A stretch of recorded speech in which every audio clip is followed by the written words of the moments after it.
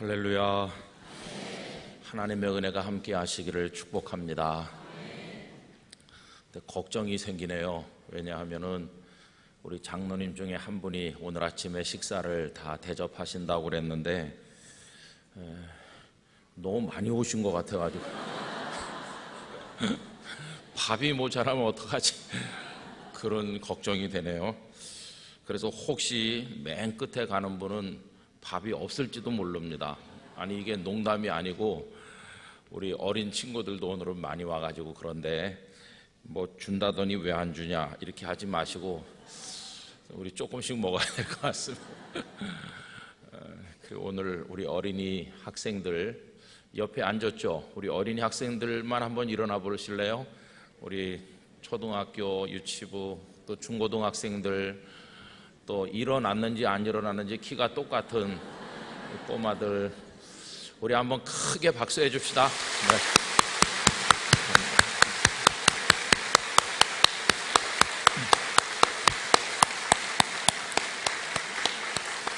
네. 여기 갓난아기도 왔어요.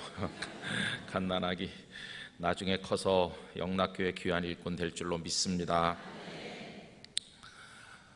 그리고 우리 박지혜 학생이 기도를 했는데 기도 끄트머리에 보면 한 80년 살은 것 같이 인생이 너무나 고단하고 힘이 듭니다 이렇게 나왔는데 좀 마음이 짠하네요. 왜냐하면은 아니 이제 중학생인데 무슨 인생의 짐이 그렇게 많고 삶이 팍팍하고.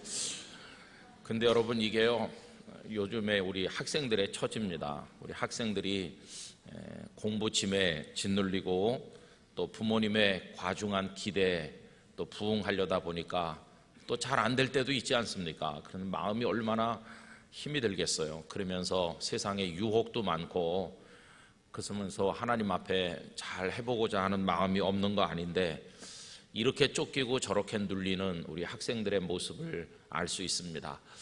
여러분들이 중고등부 학생들 힘내서 열심히 공부도 하지만 또 여러분을 위해 기도하는 부모님이 계시고 또 하나님께서 계시다는 걸 잊지 말고 잘 자라나게 되기를 원합니다. 정말 소중한 우리의 미래고 영락교회 기둥들이고 우리 사회 등불 같은 사람들입니다. 오늘 아침에 이제 요게 마치고 나면 식사를 하고 우리 장로님들은 또 이렇게 모임을 가집니다. 회의하러 모이시는가? 그건 아니고요. 이제 장로님들께 제가 책을 한 권씩 다 이렇게 읽으시는 숙제를 한 달 전에 내드렸거든요. 그러니 장로님들이 한 달에 한 권씩 신앙 서적을 읽으시고 또 한 분이 발표도 하시고 같이 또 영적인 나눔을 나누고 교회를 위해 통성 기도하고 이제 그렇게 하는데 오늘이 첫 번째 날입니다. 그래서 우리 장로님들이 굉장히 스트레스 받겠다. 조금 아까 우리 지혜 학생이 기도한 것처럼 인생이 고단하고 힘드시겠다 그런 생각이 드는데 여러분, 우리 유 목사님도 말씀했지만 장로님들이 든든히 서야 교회가 든든하게 설 겁니다. 위에서 많이 격려해 주시고 기도해 주시기를 부탁을 드리겠습니다. 저희 아버님도 이제 장로로 계시다가 하나님 나라에 가셨는데 옆에서 이렇게 보면 말 못할 사연이 많아요. 또 교회가 좀 힘들고 그러면 얼마나 무거운 짐인지 눈물 흘리며 기도하는 모습을 많이 보았는데 우리 장로님들을 또 많이 격려해 드리시고 위에서 기도해 주시기를 바랍니다. 이 주간은 비가 많이 오락가락했기 때문에 새벽에 여러분들 오시기 힘드셨는데 원근 각처에서 와주셔서 감사하고요. 그리고 이 예배당을 향하는 발걸음이 주님과 함께 걸어 천국을 향하는 발걸음이 될 줄로 믿습니다.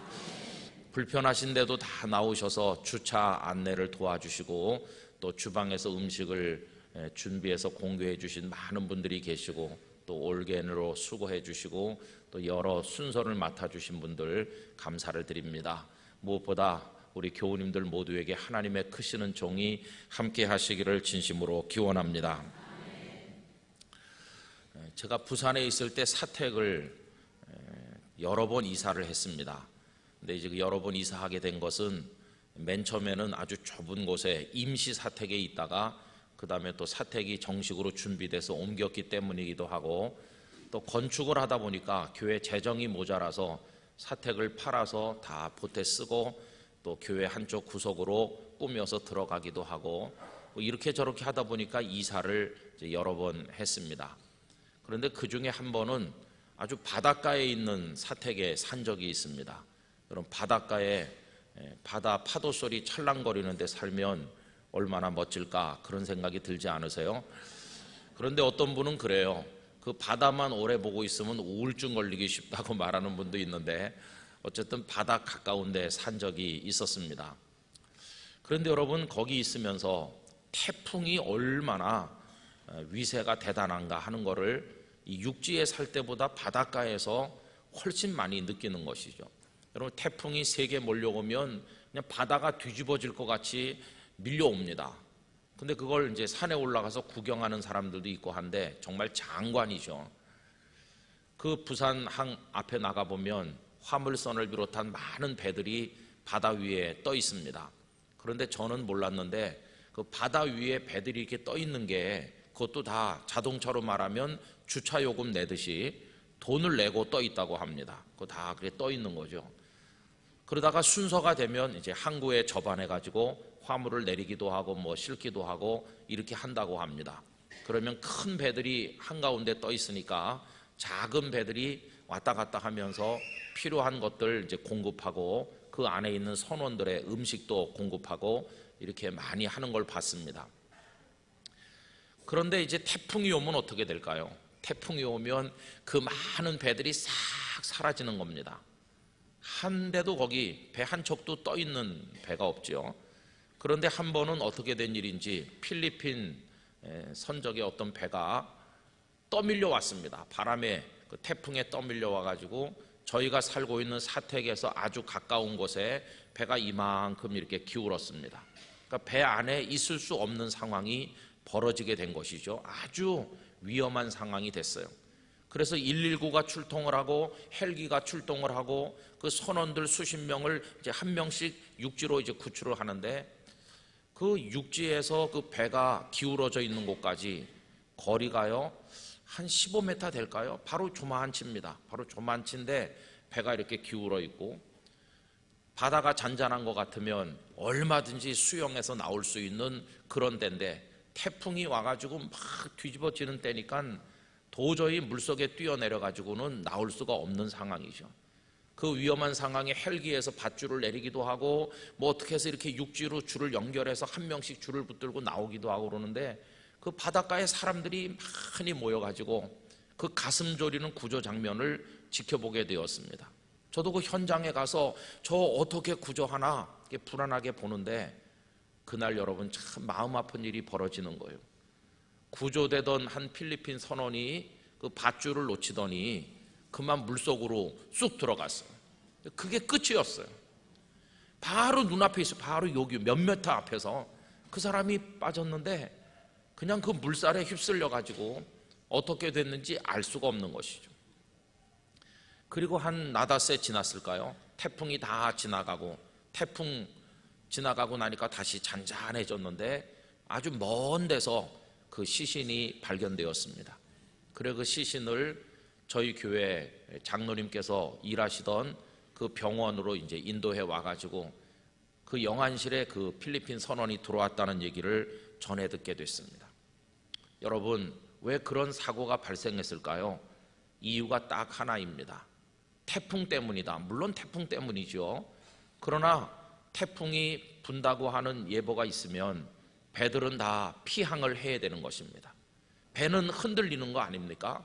모름지기 흔들리는 것들의 안전은 흔들리지 않는 것에 붙들어 맬 때 확보되는 것입니다.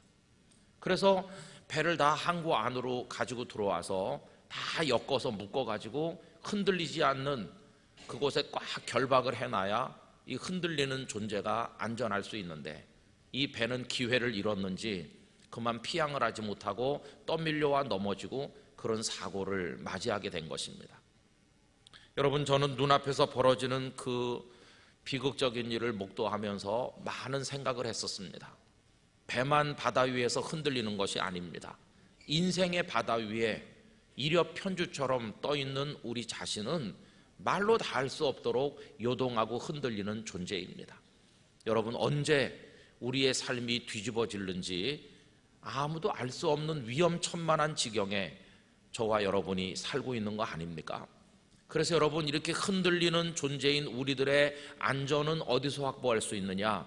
흔들리지 않는 존재에 우리를 붙들어 매는 수밖에 없는 것입니다. 여러분, 요동치 않는 존재가 누구일까요? 우리 아버지 하나님 한 분밖에는 없습니다. 하나님께서는 만세 반석이 되셔서 요동치 않는 분인 줄로 믿습니다. 그 하나님께 나를 갖다 묶어 꼭 결박하면 하나님께서 흔들리지 않으심으로 우리도 흔들리지 않고 이 세상의 바다를 헤쳐나갈 수가 있게 될 것입니다.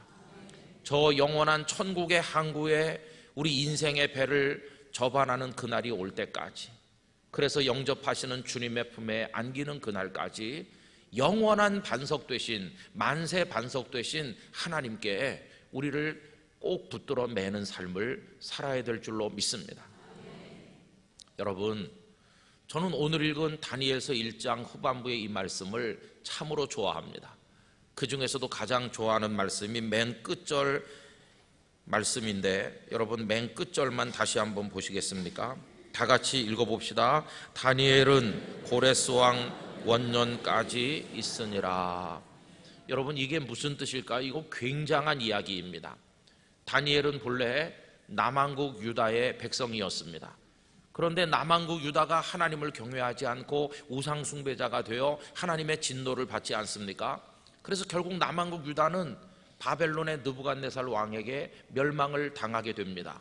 그런데 느부갓네살 왕은 한 번에 유다를 점령하고 멸망시킨 게 아니고 여러 차례 와서 쓸만한 사람을 잡아가고 또 쓸만한 사람을 잡아가고 이렇게 하다가 이제 완전히 유다를 멸망시키게 됐죠. 이 다니엘은 처음에 포로가 돼서 끌려갈 때 바벨론으로 끌려갔던 사람들 속에 포함되어 있었습니다. 그러니까 다니엘이 포로가 돼서 끌려갔을 때 아직 유다는 명맥을 유지하고 있었을 때입니다. 그러나 나이도 어린 그가 생면부지의 나라에, 그것도 포로의 신세로 끌려와서 거기서 산다고 하는 게 얼마나 고단하고 힘든 삶이었겠습니까? 그런데 보세요, 멸망해가는 남왕국 유다의 백성이 이제는 바벨론이라는 나라에 와서 살게 된 거 아닙니까? 그럼 그 바벨론이 영원히 존재했느냐? 아니죠. 얼마 가지 못해서 바벨론은 메디아와 페르시아의 연합군에 의해서 무너져 내리게 되고 결국은 페르시아 제국이 그 천하를 석권하게 됩니다. 그런데 여기 고레스 왕이라고 하는 사람이 등장하는데, 이 고레스가 누굽니까? 페르시아의 첫 번째 왕이 고레스입니다. 그러니까 이 다니엘은 나라가 여러 번 바뀌는 걸 경험했습니다. 남왕국 유다에서 바벨론에서 메디아와 페르시아로, 그리고 페르시아 제국에까지 나라가 여러 번 바뀌었는데, 여러분, 다니엘은 그 나라가 생기고 망하고 생기고 망하는 그 역사의 소용돌이 한복판에 있었지만 그 소용돌이 속에 빨려 들어간 것이 아니라 고레스 왕 원년까지 그의 인생은 건재했다, 그걸 우리에게 말해주는 것입니다. 여러분, 그 와중에 왕들이 여러 번 바뀌었습니다. 어떤 왕이 등장했다가 사라지고 그 다음 왕이 등장하고 그 다음 왕이 등장하고 왕들도 여러 번 바뀌었습니다. 제국이 바뀌는 터에 어찌 왕들이 안 바뀌겠습니까? 모든 게 다 무너지고 다시 생기고 무너지고 다시 생기고 모든 게 흔들렸습니다. 그러나 다니엘은 무너지지도 않고 흔들리지도 않고 꼿꼿하게 존재해서 고레스 왕 원년까지 그의 삶이 요동치 않고 반석 위에 세워진 집처럼 자신의 삶을 지켜나간 것을 이 성경이 말씀하고 있는 것입니다. 저는 우리 영락 가족들의 삶이 흔들리는 세상 한복판에 있지만 요동치 않는 삶이 되시기를 축복합니다. 어떻게 우리가 이 소용돌이 치는 세상에서 흔들리지 않고 건재할 수 있을까? 그 비결이 뭐라고 말씀드렸나요? 흔들리지 않으시는 하나님께 우리를 붙들어 매는 거라고 그랬습니다. 여러분, 이것은 위대한 삶의 지혜인 것입니다. 예를 들어서 아침에 학교 가고 출근하면서 피곤을 느끼고 살던 어떤 분이 모처럼 휴가를 며칠 얻는다고 합시다. 그러면 갑자기 생활이 무질서해집니다. 정해진 시간에 일어나 씻고 밥을 먹고 옷을 입고 출근하고 학교에 갔었는데 이제는 휴가를 받았기 때문에 늦지막하게까지 잡니다. 첫날이야 그게 좋겠죠. 그러나 여러분, 이게 한 이틀 3일 가보세요. 삶이 아무 질서가 없습니다. 더 피로가 쌓이고 뭐 한 게 아무것도 없어요. 그 며칠 동안이 그냥 휙 지나갔는데 오히려 마음이 공허해지고 지나간 며칠 동안 내 인생이 너무나 무질서해졌구나, 그런 걸 느끼지 않습니까? 반면에 출근하고 학교 가는 시간이 딱 정해져 있을 때는 고단하긴 했지만 그래도 삶에 질서가 있고 내용이 있고 한 일이 있고 뭔가 열매가 있는 거 아니겠어요? 여러분, 우리의 시간이 흔들리고 삶이 흔들릴 때 흔들리지 않는 질서, 어떤 틀, 우리 몸으로 말하면 흐느적거리는 이 근육이나 이 살만 있는 게 아니라 우리 속에 꼿꼿한 뼈가 있어서 우리를 지탱해 주듯이 인생에도 우리를 지탱해 주는 그런 게 필요하다는 것입니다. 다니엘은 얼마나 흔들리는 세상 한복판에 있었는지 말할 수 없습니다. 그러나 다니엘 자신은 요동하지 않았습니다. 어떻게 그럴 수 있었느냐? 그의 삶에 하나님께 자신을 붙들어 매는 질서가 있었기 때문이었어요. 여러분, 그 질서를 어디서 찾아볼 수 있느냐 하면 다니엘서 6장을 펴보시기를 바랍니다. 오늘 아침에 이 말씀처럼 우리 영락교회 성도님들이 살아가게 되시기를 바라는데요, 여러분 6장 10절 말씀 우리 큰 소리로 읽겠습니다. 다니엘이 이 조서에 왕의 도장이 찍힌 것을 알고도 자기 집에 돌아가서는 윗방에 올라가 예루살렘으로 향한 창문을 열고 전에 하던 대로 하루 3번씩 무릎을 꿇고 기도하며 그의 하나님께 감사하였더라. 할렐루야. 여러분, 이 상황이 무슨 상황인지 아시잖아요? 다리오 왕이 어리석은 신하들의 그 간신배들의 말에 넘어갔습니다. 그래가지고 앞으로 30일 동안 왕 아닌 그 어떤 신에게도 기도를 하면 사자굴에 집어넣어서 죽이기도 합시다. 이렇게 하니까 이 다리오 왕이 그 말에 넘어갔어요. 그래서 왕의 도장을 찍어서, 어인을 찍어서 온 나라 안에 공표했습니다. 이때 다니엘은 총리의 자리에 있었습니다. 이 법이 공표됐다는 것을 누구보다 잘 알고 있는 다니엘입니다. 그런데 오늘 이 말씀은 뭘 말해줍니까? 그 왕의 도장이 찍힌 것을 알면서도 자기 집으로 돌아가서는 윗방에 올라가 예루살렘으로 향한 창문을 열고, 거기 중요한 글귀가 그 다음에 나오죠. 전에 하던 대로 하루 3번씩 무릎을 꿇고, 바로 이것입니다. 하나님께 기도하면 사자굴에 들어가서 죽어야 되는 상황이 코앞에 왔지만 지금 막 배가 기울어질 것처럼, 온 세상이 뒤집어질 것처럼 그렇잖아요. 그러나 그는 꼿꼿이 서 있습니다. 전에 하던 그대로 하나도 요동함이 없이 하나님의 거룩하심을 바라보면서 예루살렘을 향해 창문을 열고 하나님 앞에 기도하는데, 다 흔들리는데 하나님을 향한 이 다니엘의 믿음은 흔들리지 않고 있음을 바로 이 말씀 속에서 보는 것입니다. 전에 하던 그대로 하는 것입니다. 다 흔들리지만 흔들리지 않는 게 하나 있었습니다. 전에 하던 그대로 하나님 앞에 믿음으로 기도하고 엎드리는 것입니다. 여러분, 우리 예수님도 그렇습니다. 그래서 누가복음 22장 39절에 보면 예수님께서 감람산에 올라가셨는데 습관을 따라 이렇게 나오죠. 우리말로 습관이라고 번역했기 때문에 조금 어감이 이상하게 전달됩니다마는 전에 기도하셨던 그대로 예수님은 아무 일도 없는 것처럼 기도를 계속 하신다, 그런 뜻입니다. 그럼 그 상황이 무슨 상황입니까?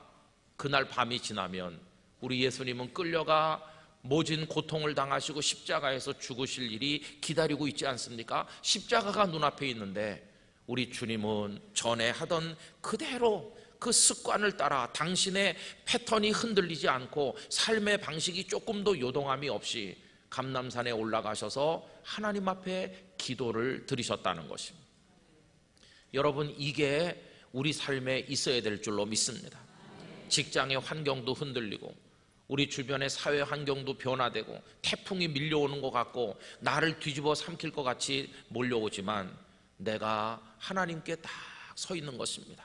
그것이 기도를 통해 표현되기도 하고 하나님 앞에 예배를 통해 표현되기도 하죠. 시편 20편에 보면 환난을 당한 사람들에게 얘기합니다. 하나님 앞에 나와서 소제와 번제를 드리라고 말합니다. 어떤 분들은 이렇게 말하죠. 환난을 당해서 사업이 지금 어렵고 삶이 힘들기 때문에 목사님 이게 조금 회복되면 나중에 교회 가겠습니다. 그렇게 말하는 사람이 있죠. 아닙니다, 여러분. 내가 환난을 만나고 큰 인생의 충격을 받는다고 할지라도 우리는 하나님의 집에 나와 예배하는 일을 멈출 수가 없는 것입니다. 어려울수록 더 열심히 해야 되는 것입니다. 아무리 태풍이 나를 삼키려고 해도 하나님의 전에 나가는 나의 발걸음을 멈추게 할 수 없다는 신념을 가져야 될 것입니다. 눈물을 흘리면서 통곡을 하면서라도 하나님 앞에 나가는 그 행동이 그게 우리를 지탱해 주는 것입니다. 그래서 여러분, 모든 게 흔들려도 흔들리지 않으시는 하나님께 우리를 꼭 붙들어 매는 우리 영락교회 성도들이 되시기를 원하는 것입니다. 목사님, 저는요, 저 혼자서도 얼마든지 바다 위에서 균형을 지킬 수 있어요. 저 공부 많이 했어요. 저 경험도 많아요. 저 건강해요. 여러분, 그것처럼 어리석은 일은 없는 것입니다. 제가 아는 장로님 한 분이 계시는데 선장님이셨어요. 그런데 한 밤 3시쯤 됐을 때 그분이 선장으로서 운행하던 그 배가 몇 배나 큰 배와 정면 충돌했습니다. 그래서 배가 조각이 나면서 바닷속으로 빠져들어갔습니다. 목포 근처에서 있었던 일입니다. 그분은 거제도 바닷가에서 태어났습니다. 요만했을 때부터 바닷속에서 수영하는 걸 배웠습니다. 물에서 노는 거라면 누구보다 자신 있는 분이었습니다. 그런데 그분이 나중에 극적으로 7시간 만에 구출돼서 목포 교도소에 수감이 됐을 때 찾아가 면회를 하니까 이렇게 말했습니다. 목사님, 배가 깨지면서 그 칠흑 같은 밤바다의 바다 밑바닥까지 빨려 들어갔다 튕겨 나오기를 여러 번 하는데 내가 어렸을 때 배운 수영하는 실력 따위는 아무 도움이 되지 못했습니다. 아무 소용이 없었다는 것이. 여러분, 우리가 경험도 좀 있고 돈도 좀 있고 공부도 좀 했고 내가 그래도 이만한 건강도 있고 충분히 내가 헤쳐나갈 수 있을 것처럼 보이지만 우린 너무너무 연약한 존재에 불과한 것입니다. 우리의 연약함을 하나님 앞에 인정하도록 하십시다. 하나님 앞에서 주여 나는 약합니다. 이거 인정하는 건 하나도 부끄러운 것이 아닙니다. 오히려 그걸 인정하기를 거절하게 만드는 사탄의 역사야말로 무서운 것입니다. 늘 주님 앞에 두 손 들고 나가고 주님을 의지하며 나갈 때 주님은 우리를 흔들리지 않는 반석이 되셔서 붙들어 매어 주실 줄로 믿습니다. 하나님 의지하며 사는 것입니다. 그래서 보세요. 나라가 망하고 새로 생기는 일이 여러 차례 일어났죠. 왕들이 많이 바뀌었죠. 그러나 그 혼란의 와중에서도 다니엘의 인생은 쓰러지지 않았어요. 그는 바벨론 왕 느부갓네살에게도 총애를 받아서 최고의 자리에 있었습니다. 제국이 바뀌었는데도 다리오 왕 밑에서도 최고의 자리에 있었습니다. 고레스 왕도 그를 총애하였습니다. 여러분, 세상은 다 무너져도 다니엘은 언제나 신임받는 사람이요 인정받는 사람으로 모든 이들 앞에 굳건하게 서 있는 삶을 우리에게 보여주고 있질 않습니까? 여러분, 조금 돈을 벌고 공부를 잘하고 성공을 해서 그 이름을 높이다가 하루아침에 추풍낙엽처럼 사라지는 사람 너무나 많습니다. 그러나 우리 영락교회 성도들은 끝까지 꼿꼿하게 서시게 되기를 기원합니다. 우리 땅끝교회에 이런 분이 있습니다. 그분은 공부를 그렇게 많이 하신 분은 아니십니다. 경험이 많으신 분도 아니십니다. 그러나 그분에게 있는 건 하나님 앞에 자신을 붙들어 매는 것입니다. 그리고 열 몇 살부터 조그만 장사를 시작하셨습니다. 그런데 그분은 흔들리지 않으셨습니다. 50년이 넘는 세월 동안 꾸준하셨습니다. 그리고 그분이 연세가 70이 넘었습니다. 이제 와서 결산을 해보니까 그분보다 훨씬 경험이 많고 그분보다 훨씬 재주가 많아 여러 가지 활동을 활발하게 했던 분들이 있었는데 그분들은 다 삶이 많이 무너졌습니다. 그런데 이분은 남이 볼 땐 답답하고 재주도 없어 보이고 능력도 없어 보였지만 이제 와서 보니 그분이 가장 안정된 삶을 살고 흔들리지 않는 인생을 지켜왔다는 것이 증명되었습니다. 여러분, 어떻게 그분은 살았을까요? 매일 새벽이면 가방 하나를 옆으로 이렇게 메시고 두 내외간에 비가 오나 바람이 부나 날씨가 좋든지 안 좋든지 꾸준히 새벽마다 하나님의 집에 나오셨습니다. 그리고 새벽 찬양대 자리를 지키고 계십니다. 지금도 하나도 변치 않는 모습으로 그렇게 하시고 계십니다. 바로 저것이 저분으로 하여금 오늘이 있도록 만들어준 비결이었구나. 저분으로 하여금 이 늙음하게 영광을 볼 수 있도록 만들어주는 그 비결이었구나. 결국은 하나님께 자신을 붙들어 맨 것이 그분에게 승리의 비결이 되었다는 것을 깨닫게 되었습니다. 여러분, 무슨 특별한 비법이 있는 것이 아니라 하나님 앞에 우리를 붙들어 매는 그런 사람 될 수 있기를 간절히 기원하는 것입니다. 그런데 아십니까? 우리가 하나님을 떠나는 것이지 하나님은 우리를 한 번도 떠나신 적이 없으시다는 걸 아십니까? 전에도 말씀드렸는지 모르겠지만 요만한 조물락이었을 때 동네 뒷골목에서 축구 시합을 많이 했습니다. 그러면 우리 형들이 둘이서 가위바위보를 해서 조물락이들 중에 한 명을 편으로 뽑습니다. 한 명씩 지명을 하는 거죠.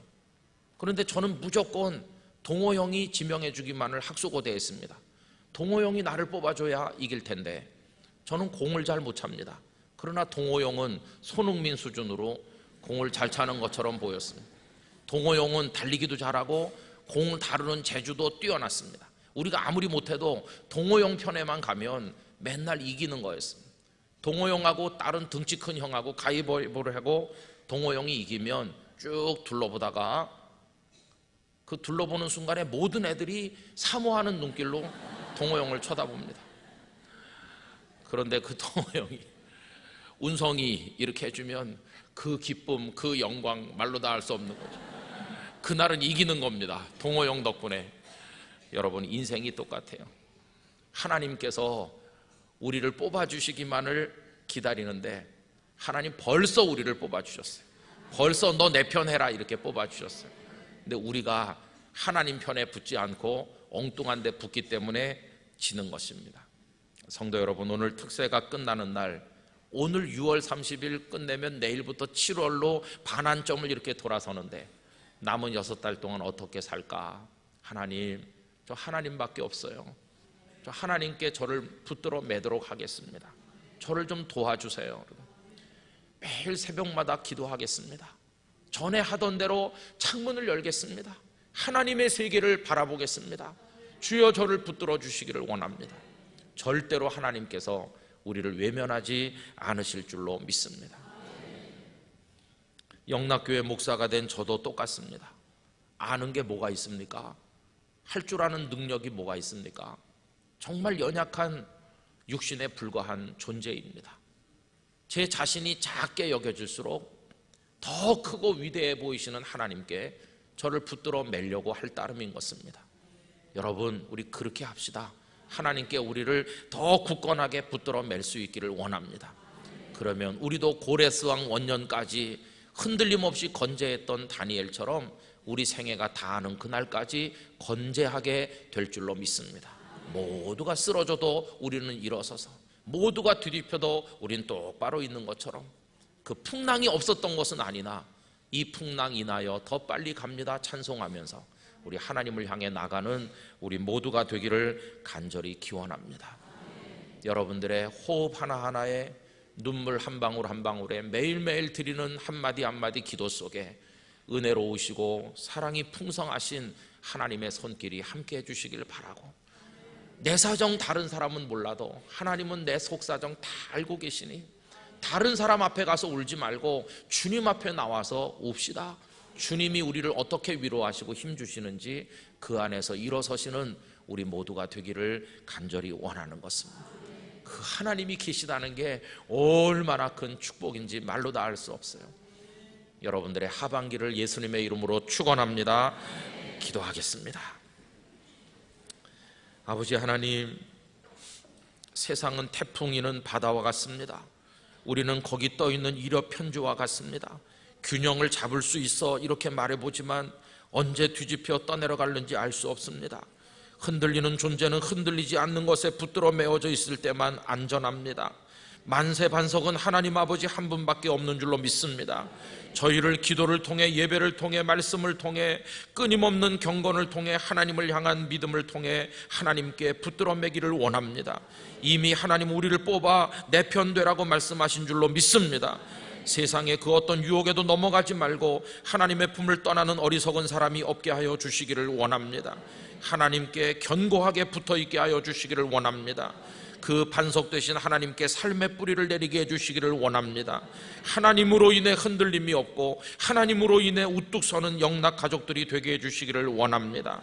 제국이 무너지고 새로 생기고 왕들이 수도 없이 바뀌었지만 다니엘은 그 폭풍의 한복판에서도 고레스 왕 원년까지 건재하였습니다. 우리도 그런 모습으로 살게 하여 주시기를 원합니다. 사랑하는 성도들의 나가는 앞길에 하나님의 은혜를 베풀어 주옵소서. 아침에 눈을 뜰 때마다 기쁨이 가득하게 하여 주시옵소서. 모든 일에 주님을 의지하며 감당하게 하여 주시옵소서. 잠자리에 들 때 주님의 은혜 찬송하며 평안한 잠자리를 맞이하게 하여 주시옵소서. 오늘로 6월을 가득히 채우고 내일 7월의 첫 주일 하나님 앞에 나옵니다. 첫 주일을 주일로 맞이하게 해주십니다. 첫날이 주일입니다. 하나님 영광의 주일이 되게 하여 주시기를 원합니다. 사랑하는 성도들의 머리에 손을 얹어 주시기 원합니다. 아버지 하나님, 우리 교우들을 축복합니다. 6달 동안 건강회복을 허락하여 주시옵소서. 6달 동안 마음의 평안을 주시옵소서. 6달 동안 우리 자녀들을 잘 키워 주시옵소서. 6달 동안 하는 일에 복을 받게 하여 주시옵소서. 6달 동안 가족들이 화목하게 하여 주시옵소서. 6달 동안 발전한 삶을 살게 하여 주시옵소서. 이 6개월 동안 교회가 부흥되게 하여 주시옵소서. 대한민국이 안정되게 하여 주시옵소서. 복음 통일이 앞당겨지게 하여 주시옵소서. 이 6달 동안 영적으로 성숙하게 하여 주시옵소서. 하나님의 축복의 손을 이 새벽에 얹어 주시옵소서. 갓난아기로부터 연로하신 어른들까지 이 새벽에 나온 모든 성도들에게 복의 복을 더하여 주시옵소서. 이제는 우리 구주 예수 그리스도의 은혜와 하나님 아버지의 무한하신 사랑과 성령님의 교통하심이 사랑하는 영락교회 모든 성도들 위해 그 가정과 눈물을 흘리며 드리는 기도와 삶 전체 가운데 우리 교회 공동체와 이 나라 이 백성 선교지의 주의 종들 가운데 영원토록 함께 하시기를 축원하옵나이다. 아멘.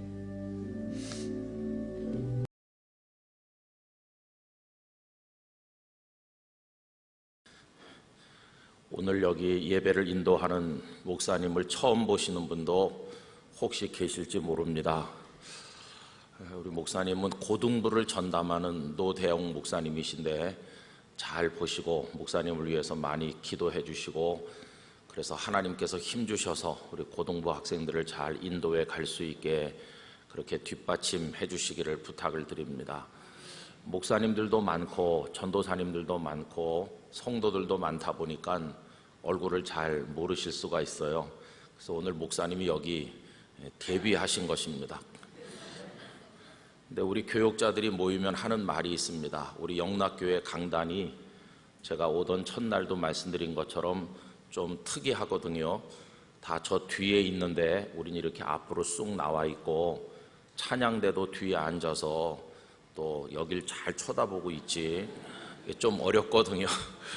그래서 영락교회에 와서 처음 강단에 서서 예배 인도를 하든지 설교를 하는 분들이 좀 굳어진다고 그래요. 긴장을 해가지고. 굳어지는 걸 뭐라고 합니까? 경직된다 그러죠. 그래서 여기 영락교회 강단에 서면 다들 한경직한대요. 왜냐하면 여기 목사님이 한경직 목사님이셔가지고 여기 오면 다 한경직해서 하고 싶은 말을 반도 못한다고 우리 목사님들이 농담 반 진담 반으로 그런 말씀을 합니다. 그러니까 여기 우리 강단에 서는 목사님들을 위해서 기도를 세게 해주셔야 돼요. 네, 감사합니다.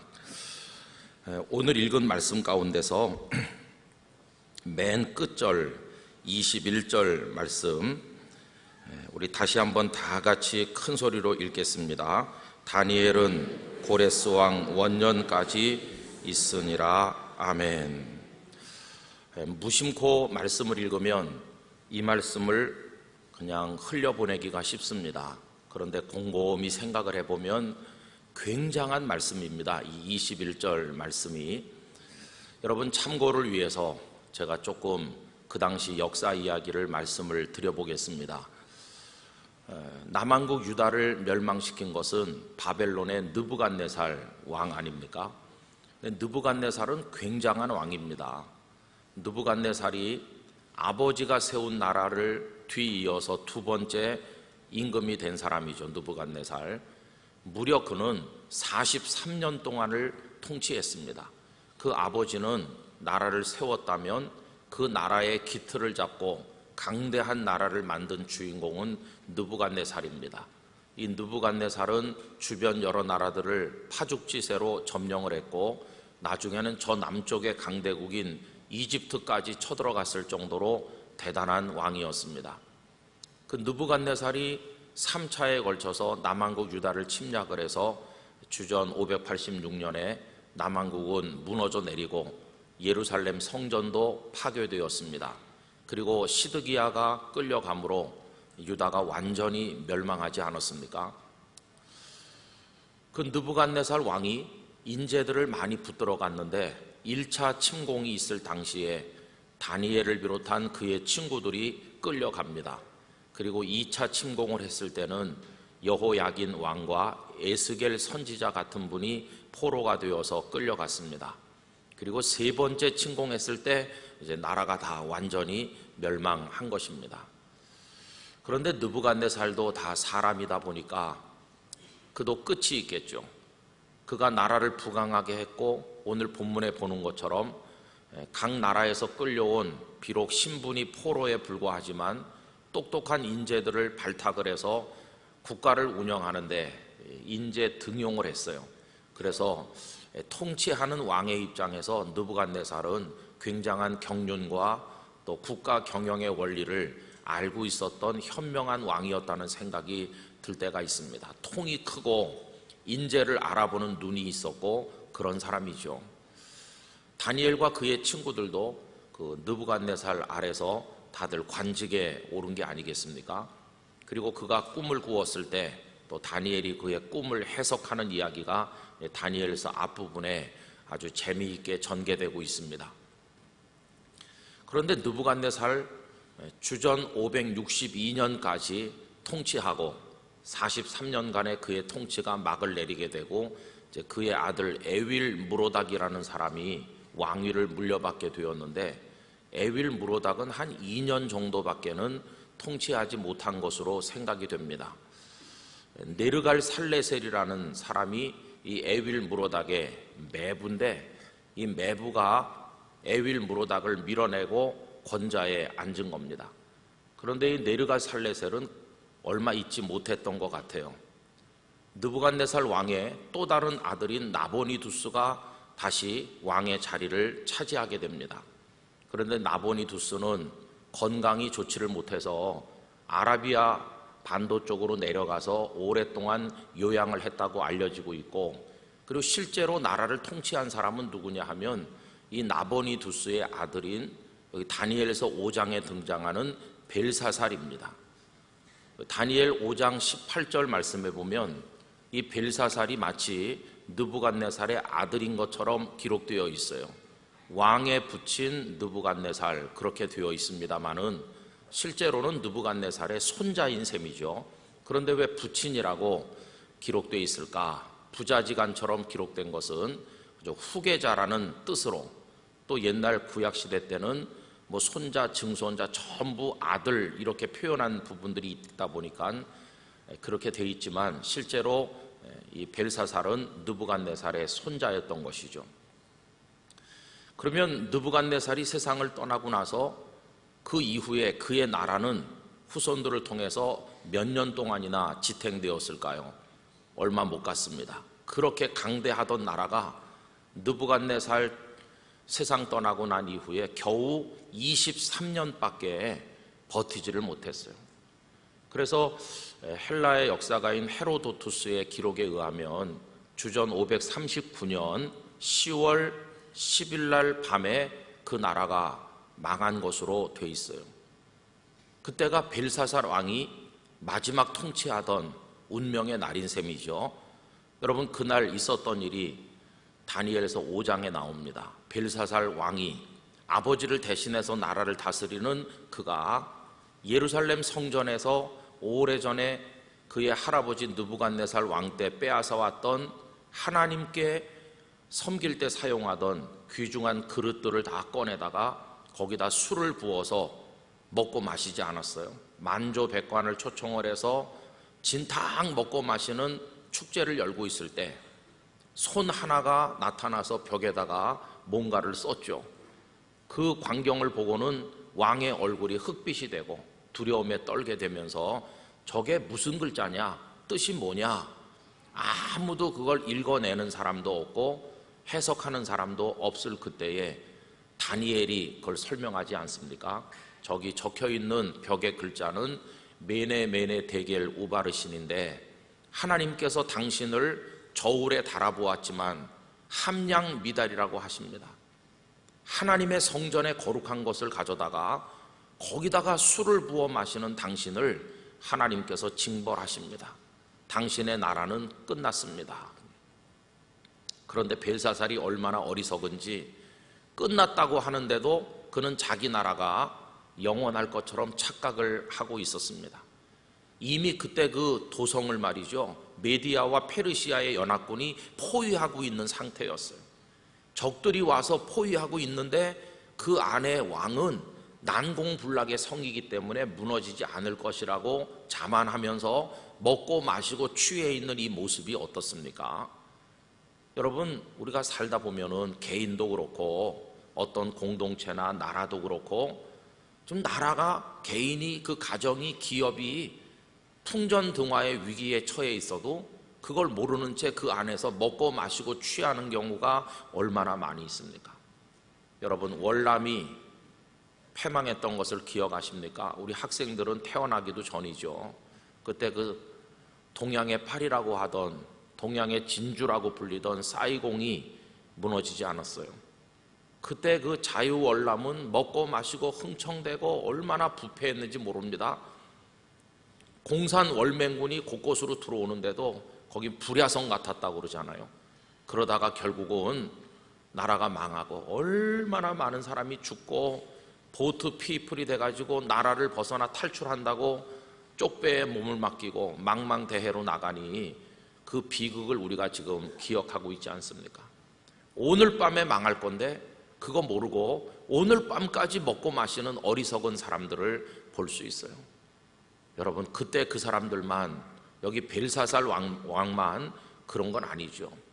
오늘 세상에는 심지어는 교회에 드나드는 사람들까지도 하나님께서 자다가 깰 때가 벌써 되었다고 말씀함에도 불구하고 여전히 자고 여전히 취해 있는 사람들이 많이 있는 것입니다. 세상의 향락과 죄악에 탐닉하면서 거기 취해서 거기 깊이 빠져서 잠든 사람들이 너무너무 많아요. 전 우리 영락교회 성도들은 다 깨어 일어나길 원합니다. 시대를 분별하는 눈을 가져야만 할 것입니다. 우리가 기도 대각성을 하면서 하나님 앞에 무릎을 꿇음으로 얻는 은혜가 많습니다만 그 중에 하나가 영적인 분별력을 가지게 된다는 것입니다. 지금은 어떤 시대인가?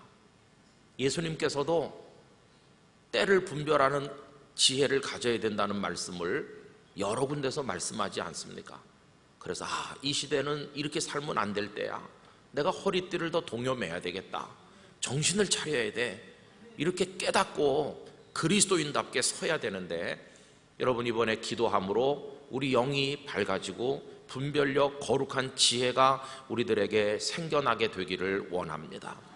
그래서 세상이 그쪽으로 흘러간다고 나도 같이 떠내려가는 나뭇잎처럼 떠내려가는 것이 아니라 그걸 거슬러 올라갈 수 있는 그런 생명의 능력을 가진 성도가 되어야만 할 것입니다. 어쨌든 이 벨사살 왕은 그렇게 해요.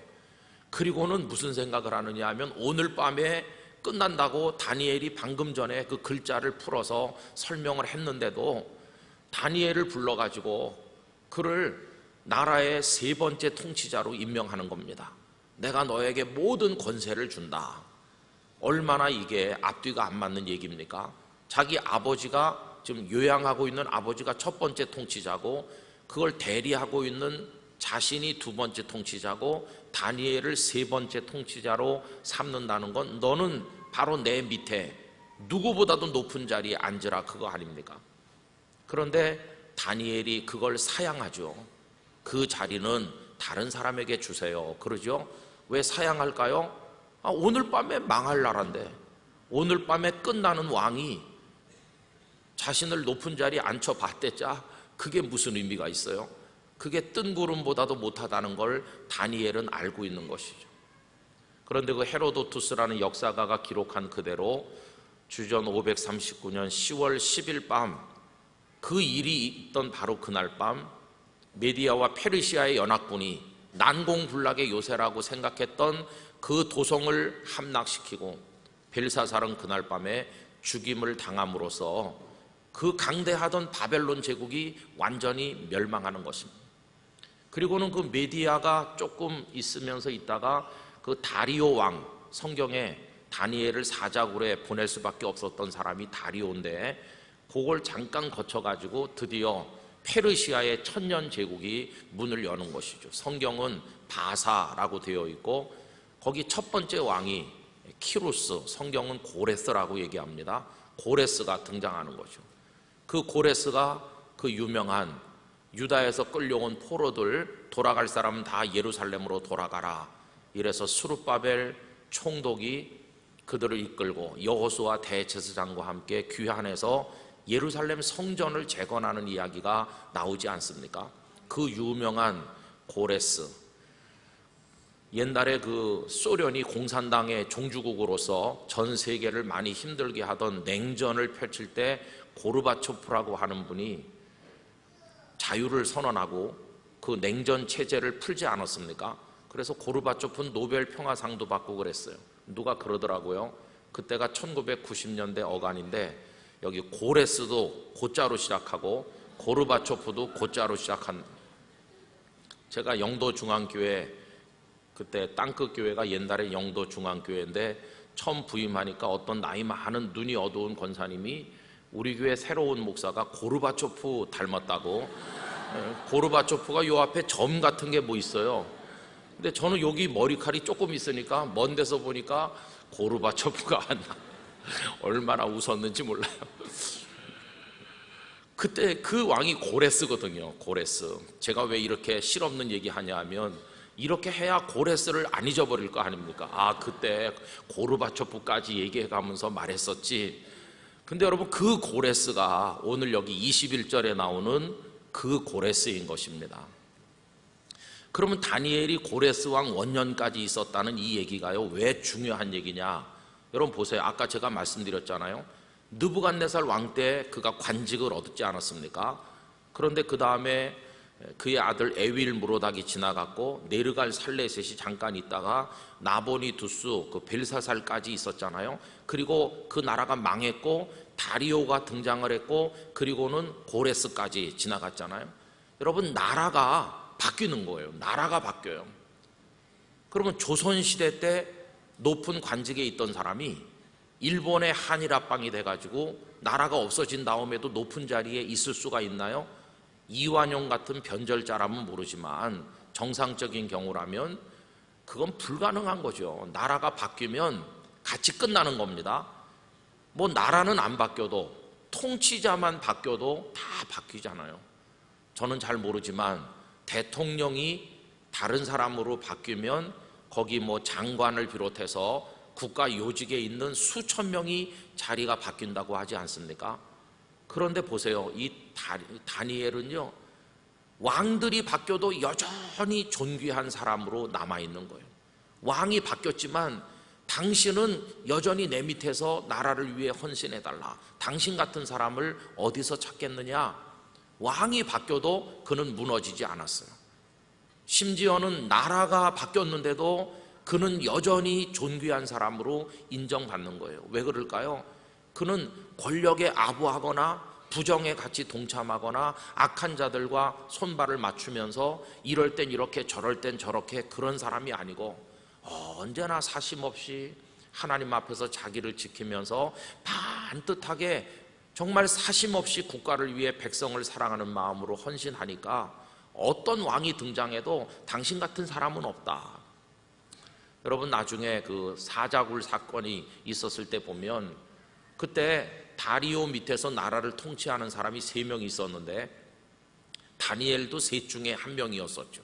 근데 워낙 훌륭하니까 왕이 생각할 때 이 2사람을 패하고 모든 걸 다니엘에게 맡겨야 되겠다 이렇게 생각을 하니까 이 2사람이 시기심이 극에 달해서 다니엘을 제거할 방법을 찾던 끝에 아무리 털어도 먼지 나는 게 없다 보니까 신앙의 문제로 걸고 넘어가지 않는 한 다니엘을 제거할 방법은 없겠다 해가지고 다리오 왕에게만 한 달 동안 기도하게 하고 그 어떤 다른 존재에게 기도하면 사자굴에 집어넣자고 하는 황당무계한 제안을 하지 않습니까?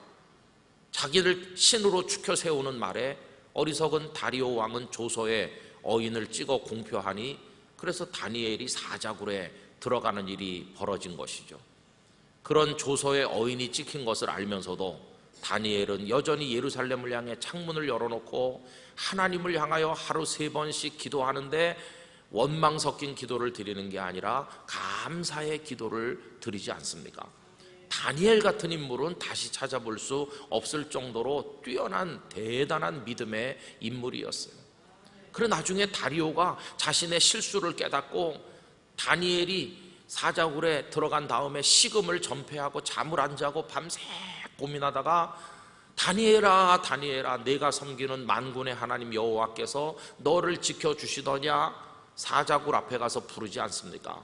그랬더니 왕은 만세수를 하옵소서 다니엘이 머리털 하나 상하지 않고 멀쩡하게 살아나왔잖아요. 그리고 나서 너를 죽이려고 했던 저 악한 자들을 사자굴에 던져라. 채 떨어지기도 전에 사자들이 움켰다고 그랬어요. 하나님께서 보호막이 되시고 방패가 되어 그를 생명싸개 안에 싸셔서 지켜주신 것을 볼 수 있습니다. 그리고 그는 다리오 왕 밑에서도 존귀한 사람이 되고 그리고 이제 고레스가 등장했을 때 그 때까지도 그는 건재했다고 오늘 본문이 말씀하는 것이죠. 이 다리오와 고레스의 사이에 대해서는 의견이 분분한데 많은 사람들이 고레스가 다리오의 사위였던 것으로 이해를 하고 있습니다. 자, 어쨌든 오늘 새벽에 이제 역사에 배경되는 얘기를 조금 말씀드렸는데요. 제가 드리려는 말씀은 이겁니다. 권불 10년이라고 세상에 가서 뭐 좀 한 자리 했다, 성공했어 그러다가 몇 년 지나면 그 사람 어디로 사라졌는지도 모르게 추풍 낙엽처럼 없어지는 존재는 너무 초라하지 않습니까? 세상은 격변하고 많은 변동이 일어나면서 그 속에 온갖 죄악이 소용돌이 치지만 하나님의 사람은 의연하게 거기 굳건하게 서서 흔들림이 없어야 될 것이고 어떤 상황이 와도 믿음의 도리에서 떠나서는 안 될 게 아니겠습니까? 여러분, 우리 자녀들은 그런 사람이 되기를 간절히 축원하는 것입니다. 다니엘 같은 인물이 돼야 되는 거죠. 그럼 어떻게 다니엘은 그런 놀라운 사람으로 우리 앞에 서 있을 수가 있게 되었나?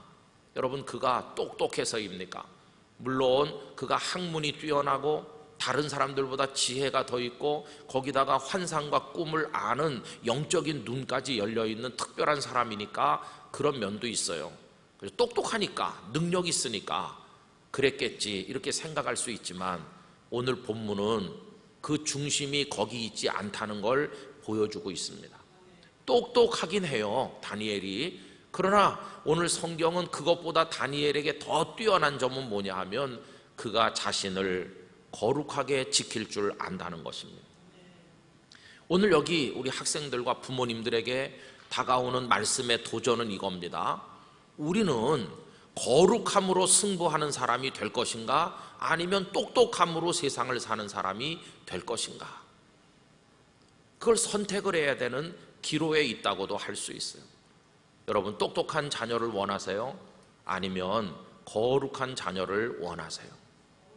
세상에는요, 똑똑한 사람 너무 많습니다. 상상을 초월할 정도로 지식을 가지고 능력 있고 남이 10명이서 한 달을 해도 못할 걸 혼자 2, 3일이면 다 해치우는 대단한 발군의 실력을 가진 이들이 많이 있습니다. 그 많은 사람들 속에 우리 아들, 우리 딸도 그 중에 한 명으로 밀어넣기를 원하십니까? 아니면 눈을 씻고 찾아봐도 찾기 힘든 거룩한 한 사람으로 세우기를 원하십니까? 오늘 본문 가운데 보면 뭐라고 말씀했나요? 다니엘에게 그 학문이 뛰어났는데 그 친구들도 그러했죠. 17절에 보면 하나님이 이 네 소년에게 학문을 주시고 모든 서적을 깨닫게 하시고 지혜를 주셨다, 이렇게 되어 있는데 그들 스스로 똑똑해졌습니까? 그들 스스로 학문을 터득했나요? 아니죠. 거기 주어가 어떻게 되어 있습니까? 하나님이 주셨다. 하나님이 네 소년에게 이것도 저것도 다 주셨으니 이렇게 되어 있습니다. 저는 오늘 새벽에 온 우리 자녀들 이 말씀이 적용되는 복을 얻기를 원합니다. 하나님께서 영락교회 사랑하는 자녀들에게 학문을 주시고 모든 서적을 깨닫게 하시고 지혜를 주셨으니 하나님께서 주시는 겁니다. 그러면 거꾸로 하나님께서 주시지 않으면 내가 길을 써도 안 되는 겁니다.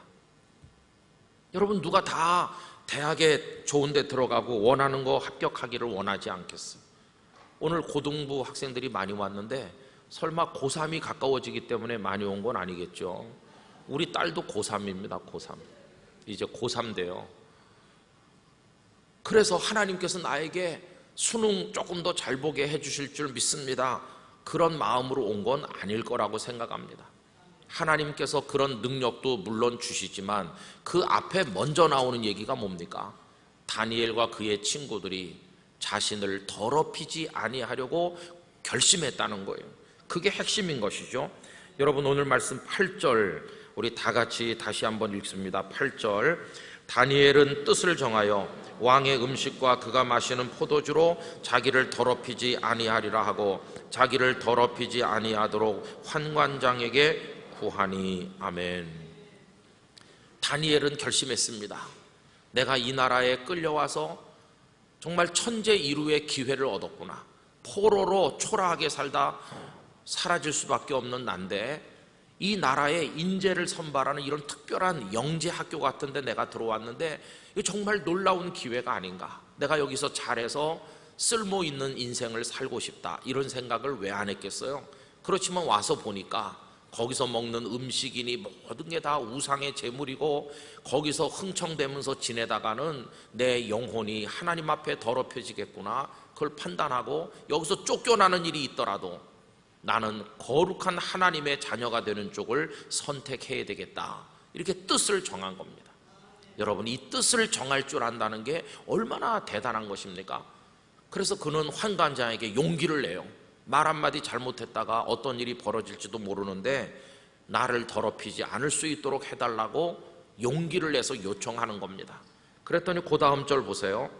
역시 하나님께서 그를 도우시지 않습니까? 하나님이 다니엘로 하여금 환관장에게 은혜와 긍휼을 얻게 하신지라. 여러분, 우리가 뜻을 정하면 사람의 마음을 하나님께서 움직이셔서 우리에게 은혜를 베풀도록 만들어 주실 것입니다. 그래가지고 결국은 잘 아시는 것처럼 기름지고 그런 음식을 그들이 먹지 않고 채식만 했음에도 불구하고 나중에 열흘이 지난 다음에 보니까 얼굴이 더 윤기가 있고 더 좋아 보인 것이에요. 그렇게 그 기간을 끝마치고 때가 되어서 느부갓네살 왕 앞에 섰죠. 느부갓네살이 어떤 사람입니까? 아까 말씀드린 것처럼 천하의 제국을 일군 사람이고 무수한 사람을 다스리는 인물이 아닙니까? 척 보면 이 사람 어떤 사람이라는 걸 꿰뚫어보는 해안이 있는 그런 통치자가 아닙니까? 그런데 그 느부갓네살과 만조백관 앞에 섰지만 이들은 주눅들지 않았고 그들 속에 얼마나 놀라운 학문과 서적을 깨닫는 그런 지혜와 그리고 지혜가 지식이 있는지 왕이 금방 알아보는 겁니다. 다른 사람들보다 10배는 뛰어나는구나. 그래서 그들을 등용했어요.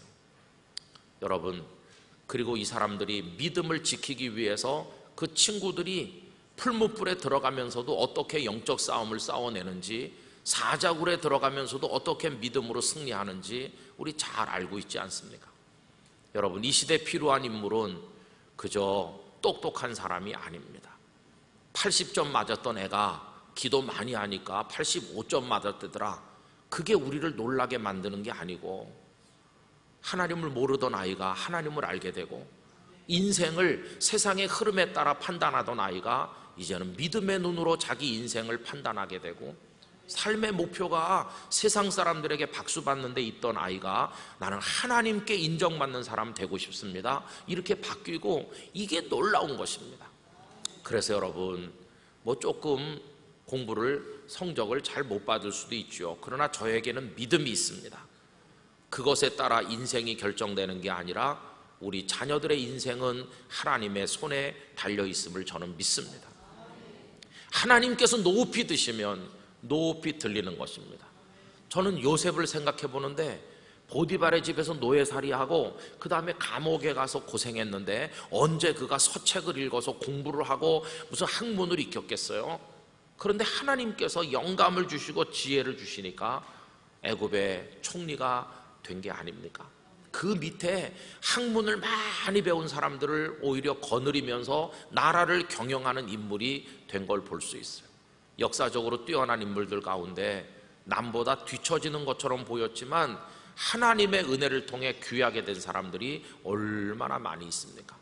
목사님, 그건 다 옛날 얘기죠. 지금은 안 그래요. 저는 지금도 똑같다고 생각합니다. 하나님의 능력이 함께하면 기회가 없을 것 같은 사람에게 하나님은 특별한 기회를 주시는 것이, 여러분, 오늘 받아온 성적표가 우리 아이의 인생일 거라고 생각하지 말고 길게 내다보는 눈을 우리 가집시다. 인생은 1막으로 끝나는 드라마가 아니에요. 그런 연극이 아니에요.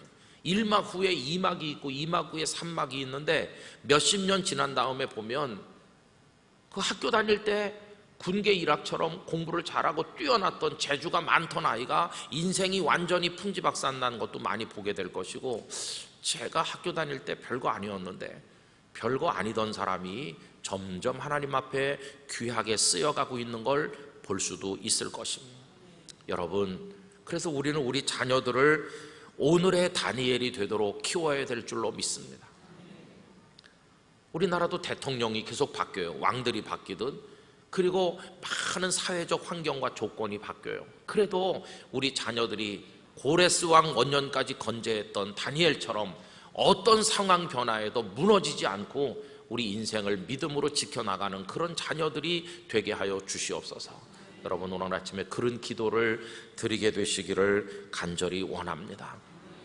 그렇다면 우리 부모님들이 그걸 정말 진심으로 생각을 하신다면 이제는 성적표 가지고 승부하지 마시고 우리 아이의 영혼 속에 믿음과 거룩함이 있으면 됐어, 이렇게 할 수 있는 부모님들이 되시기를 바랍니다. 그래서 맨날 성적표 내놔, 성적표 내놔 그러셨다면 한 2번쯤은 까먹으시기 바랍니다. 너 기도 많이 했어? 이렇게 물어보시기 바랍니다. 오늘 성경 말씀을 읽은 거야? 오늘 고등부 가서 우리 노 목사님 설교 뭘 들었어? 그런 걸 물어보시기 바랍니다. 그럼 우리 노 목사님이 오늘 이렇게 설교를 했어. 아, 그래서 말씀 잘 듣고 와서 우리 딸 예쁘다, 우리 아들 착하다 그래야지 성적표 내놓으라니까 그러면서 여기까지 손바닥을 들이밀면 애가요 숨이 칵 막히는 수가 있어요. 그러니까 이제 부모님부터 대화가 좀 달라져야 됩니다. 아니, 그럼 목사님은 어떻게 합니까? 저는 성적표 내놓으라고 안 합니다. 그냥 오늘 교회 가서 별일 없었어? 예배 잘 드렸어? 이렇게 물어봅니다. 여러분, 그렇게 합시다. 그렇게 하면 하나님께서 우리 아이들 다 잘되게 해주실 거예요. 다 잘 될 거예요. 우리 영락교회에서 다니엘 같은 인재들이 많이 배출될 줄로 믿습니다. 우리 그걸 붙들고 기도하는 것이에요. 오늘 새벽에 목사님들이 안수할 때 우리 목사님들을 거룩한 축복의 통로로 하나님 사용하셔서 우리들의 자녀들에게 하나님의 은혜가 임하기를 진심으로 축원합니다. 기도하겠습니다. 거룩하신 아버지 하나님, 저희의 기도를 들어주시기 원합니다. 세상이 너무나 어둡습니다. 죄악의 세상입니다. 그 가운데 우리 자녀들을 내보냅니다. 오늘은 고등부 학생들이 모여서 집중적으로 기도하는 새벽입니다. 이들이 이 시대 다니엘이 되게 해주시기를 원합니다. 거룩함으로 승부하게 하여 주시옵소서. 거룩함으로 사탄을 이기고 세상의 문화를 이기고 악한 조류를 이기고 하나님의 자녀로 굳건하게 서게 하여 주시옵소서. 그 위에 하나님께서 다니엘과 그의 친구들에게 학문을 주시고 서적을 깨달아 알게 하시고 지혜까지 더하여 주신 것처럼 우리 자녀들에게 주시기를 원합니다. 다니엘은 꿈과 환상까지 깨달아 아는 영감을 얻었는데 하나님 우리 자녀들에게도 신령한 은혜를 허락하여 주시기를 원합니다. 이들이 걸어가는 세상이 어두울지라도 말씀이 이들의 발에 등불이 되게 해주시기를 원합니다. 나는 하나님의 사람이니 나는 세상의 것들로 나를 더럽히지 않으리라 굳게 결심하는 마음을 이들에게 주시기를 원합니다. 하나님 불꽃 같은 눈으로 살펴 주시옵소서. 손에 손을 마주잡고 우리가 함께 나가기를 원합니다. 부모님이 자녀의 손을 붙들고 함께 기도하게 하시고 우리 고등부 안에서 그와 같은 거룩한 기도의 연대가 이루어지게 하여 주시옵시고 어둠의 권세들이 우리 자녀들 곁에 밀려오지 못하게 다 떠나가게 해주시고 이들을 빛나는 하나님의 자녀로 세워 주시옵소서. 이 특별 새벽 기도회가 오늘로 이제 절반이 지나갑니다. 토요일까지 다 같이 나와서 우리 자녀들을 위해 기도하게 하시며 우리 영락교회 기도 대각성 운동을 진행하는 가운데 있사오니 모든 성도들의 영안이 밝아지게 하여 주시옵소서. 주차 안내하시고 주방에서 봉사하시고 선생님들 애만 있으시고 여러 가지 수고하는 분들이 많으신데 기쁨과 보람이 넘치는 값진 수고가 되게 하여 주시옵소서. 오늘 하루도 성도들의 일상 가운데 가정에 직장에 어디 머물든지 주님의 평강으로 채우시고 이 나라 이 민족을 지켜 주시옵소서. 이제는 우리 구주 예수 그리스도의 은혜와 하나님 아버지의 사랑과 성령님의 교통하심이 우리 사랑하는 고등부 학생들, 고등부 공동체, 수고하는 교사들과 모든 학부모님들, 우리 영락교회 전체 가운데 영원토록 함께 하시기를 축원하옵나이다. 아멘.